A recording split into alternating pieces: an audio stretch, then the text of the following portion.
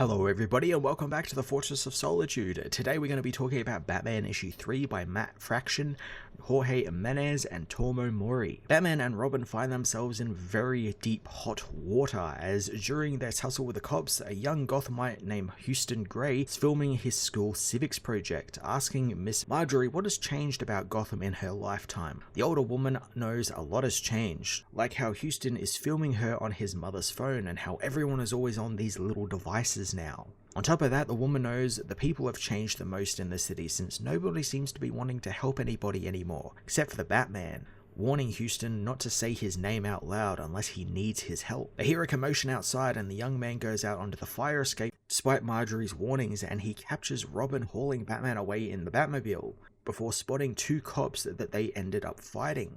This stuff with the everyday people of Gotham and Gotham in general is something Fraction has sprinkled throughout the first two issues and now this issue as well. You know, be it from the news cycle taking up some of the page spaces or just people in the street. You know, Gotham is a character in these books. It's not just set dressing. It's not something that Batman just swings around in or, you know, glides around in. It's a living, breathing character into itself. And little vignettes like this with these people make it even more of a character. Sometime later, the cops have roped off the area as a crime scene and Vandal Savage comes to see the dead cops, making sure no one is watching as he plants a batarang on the dead officer, calling over his CSIs so he can show them what he has found. Unfortunately for Vandal, someone is watching as Houston is still filming on his phone from the fire escape, capturing every moment of Vandal's villainous deeds. Okay, so I was sure Vandal would be doing a bit more of a cat and mouse game with Batman and trying to use his role as commissioner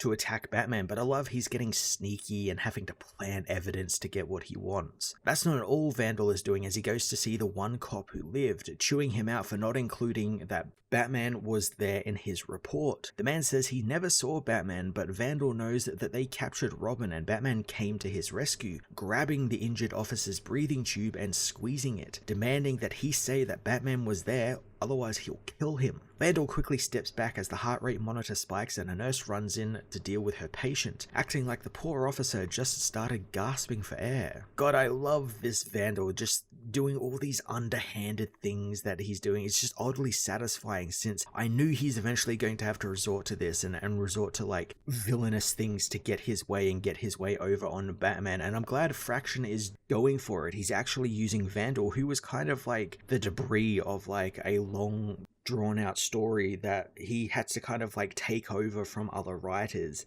because Chip Zdarsky did nothing with Vandal Savage, and I love that Fraction has decided to make a meal out of him being Gotham's commissioner at the moment, and it's just great. It's really fun to see. As Vandal wishes the officer a healthy recovery, Bruce is also in the hospital bringing flowers to Tim, but he finds Tim's boyfriend Bernard is doting over him in the hospital room, something Tim doesn't really like since he's fine. Bruce enters as Tim tells Bernard that he got hurt falling down the mountain while skiing with Bruce. Before Bruce can see what's going on, Bernard asks him to step outside so they can let Tim rest, something which both confuses Tim and Bruce. Bernard wastes no time and tells Bruce that he's beginning to notice that whenever him and Tim go away for one of their big bro weekends, Tim always comes back beaten up, finding that quite weird and wonders why that always happens. Bruce doesn't even get a word in as Bernard snatches the flowers he brought, thinking that Bruce brought some nice flowers before leaving. So I like a writer is finally not just doing Bernard again and having him involved in Tim's story, but also bringing up questions about how the kids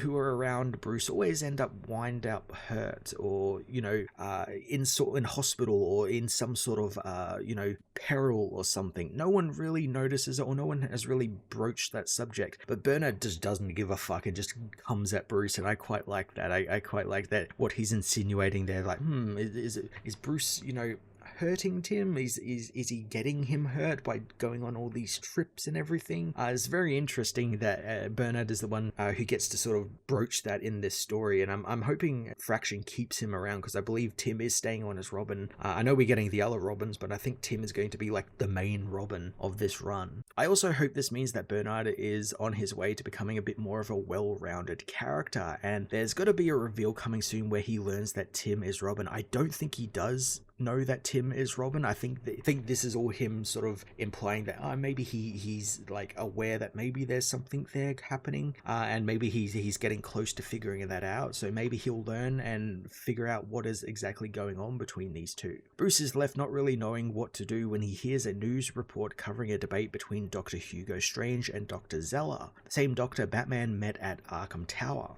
Zella talks about her new device, which will help grant her patients some control over their lives, despite what Hugo would say, but she believes that fear prevents them from having a say in how their mind responds to trauma, but it only requires trust, care, and time. She details her device, the Crown of Storms, and how it regulates brain's electrical pathways and calms the overstimulated regions while exciting the understimulated ones. Hugo thinks that this is all just a scam, as she is taking money from Big Pharma, equating the device to nothing more than snake oil. It's great to finally see what Zella is up to after having it hinted at for 2 issues, and obviously something is going to go horribly wrong with the device, or someone will misuse the device. Someone like Hugo Strange, who comes off as really rather jealous that he didn't come up with a device like this and thus believes it to be snake oil. The moderator asks about Zella's backing, learning Wayne Enterprises financed her pilot program but have no oversight or input in her work, which she hopes to begin human trials with soon. Hugo hates this idea, knowing devices like Zella's would have ruined people like Van Gogh,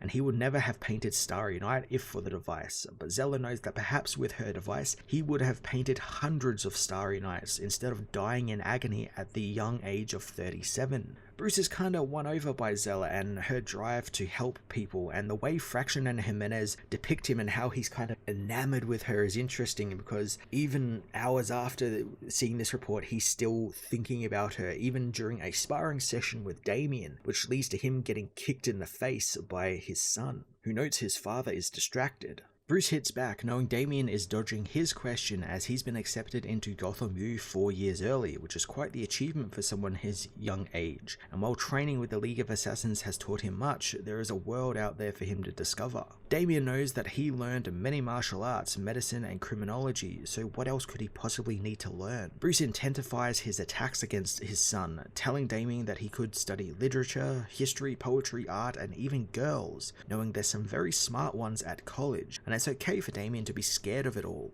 Damian kicks Bruce in the groin, asking his father if he has forgotten about his righteous mission. Damian leaves to avoid more questions, and Bruce asks the ghost of Alfred if he ever did that to him, but Alfred dryly replies he never did that to him physically, but on a spiritual level he did it very many times. This interaction was great, Bruce taking an active role in Damian's future, trying to get him to be a bit more of a grounded, normal kid is great, and I like that Damian is very clearly scared of all that quote-unquote normal stuff. It's kind of the wrong speed for him. We've seen him do it before, and he just can't, that's not in his brain chemistry to do that sort of stuff. But he'll never admit that to his father. He just wants to keep on with the mission, and I'm intrigued to see if Fraction continues that, or whether, that's really all we're going to get with Damian. I know he's going to appear a little later on in the book, but hopefully there is a through line there where he does eventually go to college. That would be really cool. Elsewhere in Gotham, Jim Gordon calls Harvey Bullock, waking the private detective from his daily nap. Jim needs Harvey to throw up the signal.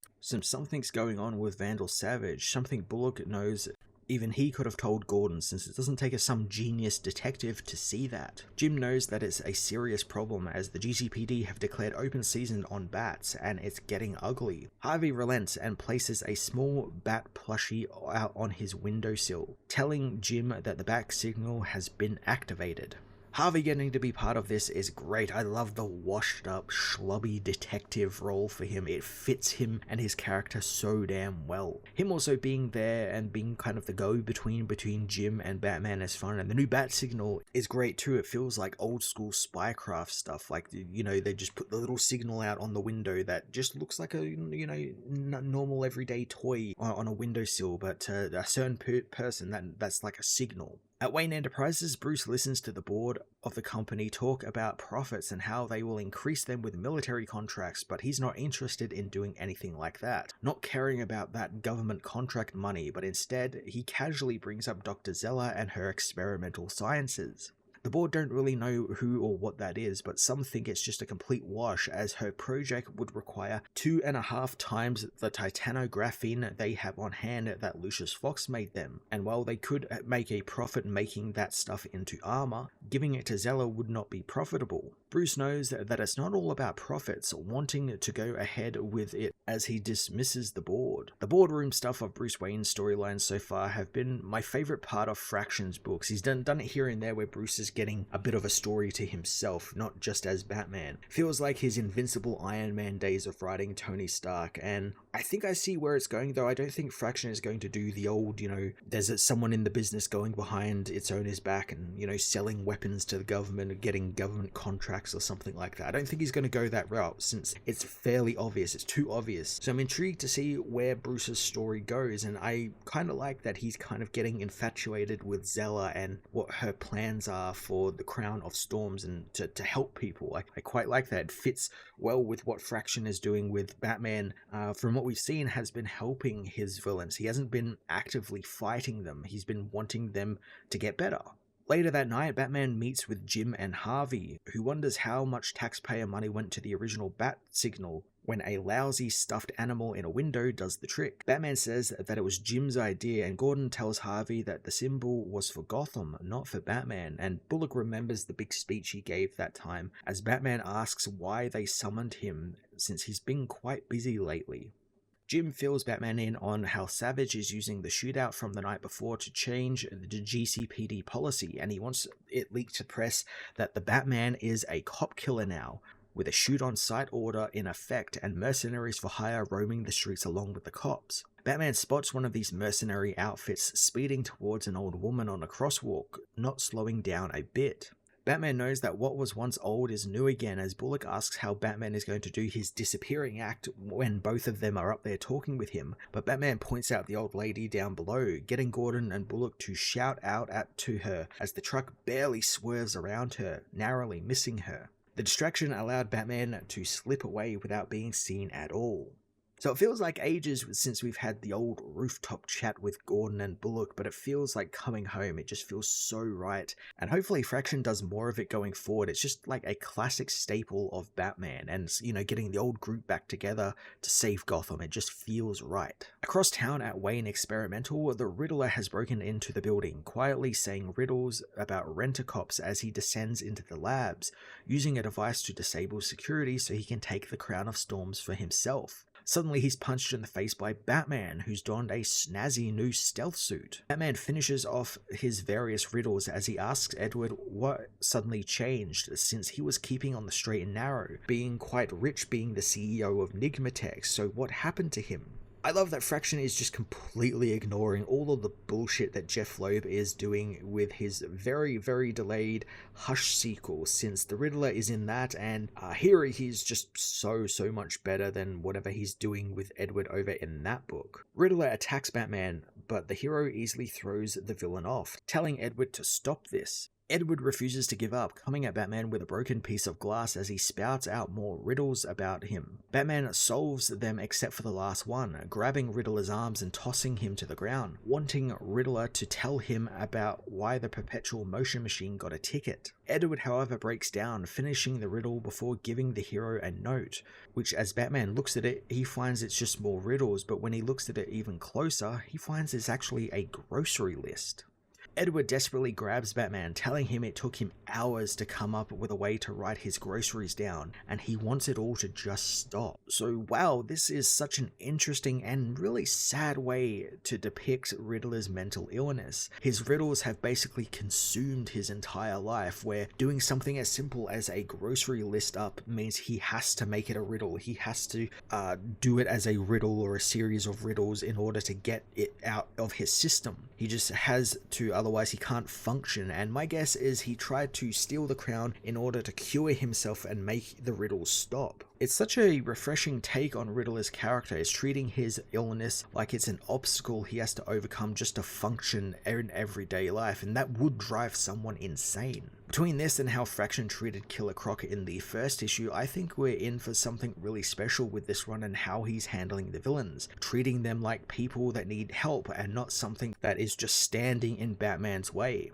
I'm very intrigued to see how he's going to treat the Joker, who is in an upcoming arc, since if he's doing this for Killer Croc and Riddler, what's he got in store for the Joker? Batman helps the crying Riddler to the floor, injecting him with a sedative, as elsewhere in Inky's diner, Houston meets with Jack Dean, telling the man he lives in his apartment building. Jack doesn't really care about the kid, knowing he doesn't do tutoring or doesn't do internships. Houston tries to explain that he films something that he thinks could be news, and that's what Jack does, as he knows the man is a reporter for a newspaper. Jack becomes interested in what the kid has to offer, as downtown, Batman speeds through the streets in the Batmobile, asking Riddler if Hugo Strange put him up to this, but Edward tells him that it wasn't Strange, but before he can say any more, he has to do another riddle, asking Batman when ain't K haram. He falls unconscious again thanks to the sedative as Alfred appears in the passenger seat, and Batman goes over the riddle, thinking that it's just gibberish. But Alfred knows that while haram does mean forbidden,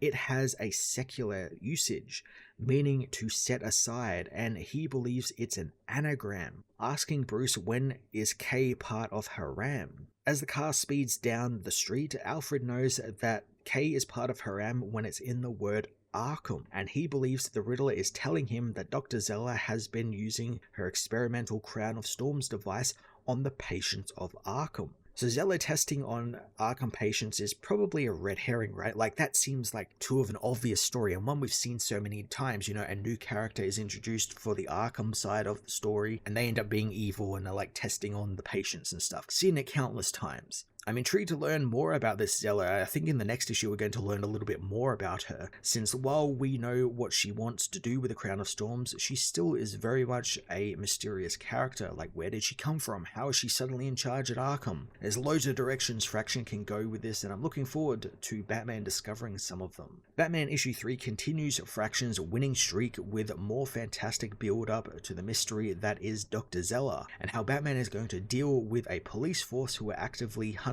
him and his family. The way Fraction has been tackling the villains is thoroughly new and refreshing, framing them as people in need of help, not punching bags for Batman to get some action set pieces out of. I look forward to what other villains he has in store for the book in the next few issues and what the mystery around Dr. Zella truly is. I'm going to give this issue a 9 out of 10.